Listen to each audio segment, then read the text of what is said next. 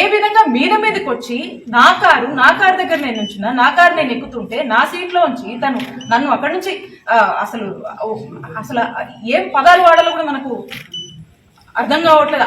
అలాంటి బిహేవియర్, అలాంటి నేచర్ని తను ప్రదర్శించి ఒక మహిళ అనే మినిమం కర్టసీ కూడా మర్చిపోయి అతను మీదకి వచ్చి ఏ విధంగా నన్ను ఇబ్బంది పెట్టి కారు నుంచి బయటికి లాగేటువంటి ప్రయత్నం చేశారో మీరు అందరూ కూడా చూశారు. పైగా మీరు ఇంకా ఇలానే కనుక ఉంటే మీ మీద అసాల్ట్ కేసులు కడతాము ఇంకేదో అని చెప్పి థ్రెటనింగ్ మోడ్ లోనే మీరందరూ చూశారు. అప్పటికి ఎక్కడ కూడా ఇబ్రాయుడు గారు తను ఒక సిఐ అనేది కూడా పక్కన పెట్టి ఒక టీడీపీ కార్యకర్త మాదిరి ఏ విధంగా కూడా అక్కడ ఒక మహిళా మంత్రిగా పనిచేశాను గతంలో అని, ఇక్కడ శాసనసభ్యురాలుగా కూడా పనిచేశాను అనేటువంటి విషయాన్ని పూర్తిగా కూడా పక్కన పెట్టి నన్నే థ్రెటనింగ్ చేస్తూ ఆఖరికి ఏ విధంగా కూడా తను మీరందరూ కూడా చూశారు, ఆ వీడియో అందరూ చూశారు.